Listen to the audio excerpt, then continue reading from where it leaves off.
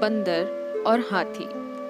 एक घने जंगल में एक बंदर और एक हाथी रहता था। हाथी बहुत शक्तिशाली था। वे बड़े बड़े पेड़ों को एक ही झटके में उखाड़ देता था।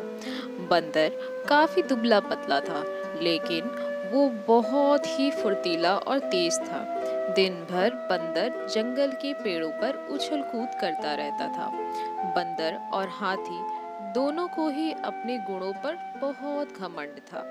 दोनों ही एक दूसरे से खुद को ज्यादा अच्छा मानते थे। इस वजह से दोनों में हमेशा बहस हुआ करती थी। उसी जंगल में एक उल्लू भी रहता था। अक्सर बंदर और हाथी की हरकतें देखता था। वह इन दोनों के लड़ाई झगड़े से परेशान हो गया था। एक दिन उस उल्लू ने दोनों से कहा, जिस तरह तुम दोनों लड़ते हो, इससे कोई फैसला नहीं होने वाला है।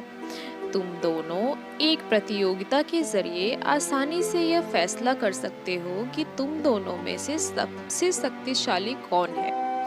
बंदर और हाथी दोनों को उल्लू की बात अच्छी लगी। दोनों ने एक साथ पूछा, इस प्रतियोगिता में क्या करना होगा। उल्लू ने कहा, इस जंगल को पार करने पर एक दूसरा जंगल आता है, जहाँ पर एक काफी पुराना पेड़ है, जिस पर एक सोने का फल लगा हुआ है। दोनों में से उस सोने के फल को जो पहले लाएगा ही प्रतियोगिता का विजेता बनेगा और असल मायने में शक्तिशाली कहलाएगा। उल्लू की बात सुनते ही बंदर और हाथी बिना कुछ सोचे समझे दूसरे जंगल की तरफ निकल गए। बंदर ने अपनी फुर्ती दिखानी शुरू की। वह एक ही छलांग में एक पेड़ से दूसरे पेड़ तक पहुंच जाता। वहीं हाथी तेजी से दौड़ने लगा और रास्ते में आने वाली हर चीज को अपने मजबूत सूंड से उखाड़ फेंकता। थोड़ी ही देर में हाथी और बंदर उस जंगल से बाहर की ओर निकल गए। इस जंगल से दूसरे जंगल के बीच के रास्ते में एक नदी बहती थी। उसे पार करने के बाद ही दूसरे जंगल में पहुंचा जा सकता था। बंदर ने फिर से अपनी फुर्ती दिखाई और झट से वह नदी में कूद गया, लेकिन पानी की लहर काफी तेज थी। बंदर नदी में बहने लगा। बंदर को नदी में बहते हुए देखकर हाथी ने तुरंत अपनी सूंड से उसे पकड़कर पानी से बाहर निकाल दिया। हाथी के इस व्यवहार को देखकर बंदर काफी हैरान हुआ। उसने विनम्र होकर हाथी को अपनी जान बचाने के लिए धन्यवाद कहा और अपनी हार मानते हुए हाथी को ही आगे का सफर तय करने के लिए कहा। बंदर की इस बात को सुनकर हाथी ने कहा, मैं नदी को पार कर सकता हूँ, तुम भी मेरी पीठ पर बैठकर इसे पार कर लो। बंदर हाथी की बात मान गया और वह हाथी के पीठ पर बैठ गया।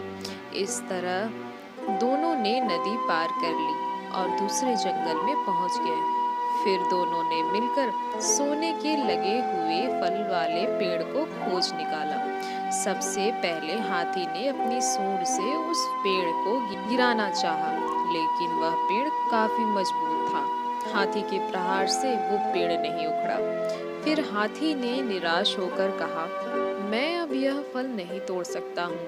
बंदर बोला, चलो मैं भी एक बार कोशिश करके देखता हूँ। बंदर फुर्ती से उस पेड़ पर चलने लगा और उस डाली पर पहुंच गया जहां पर सोने का फूल लगा हुआ था।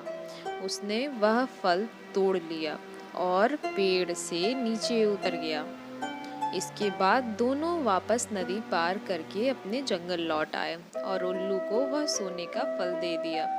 फल पाने के बाद उल्लू जैसे ही इस प्रतियोगिता के लिए विजेता का नाम बोला, वैसे ही बंदर और हाथी ने मिलकर उसकी बात को रोक दिया। दोनों ने एक साथ कहा, उल्लू दादा, अब विजेता का नाम जानने की आवश्यकता नहीं है। इस प्रतियोगिता को हम दोनों ने मिलकर पूरा किया है। हमें यह समझ में आ गया है कि हर किसी का गुण अपने आप में अलग और खास होता है। हमने यह भी फैसला किया है कि आगे से अब हम कभी भी इस बात पर बहस नहीं करेंगे कि और मित्र की तरह हम जंगल में रहेंगे। उल्लू को बंदर और हाथी की बात सुनकर काफी खुशी हुई।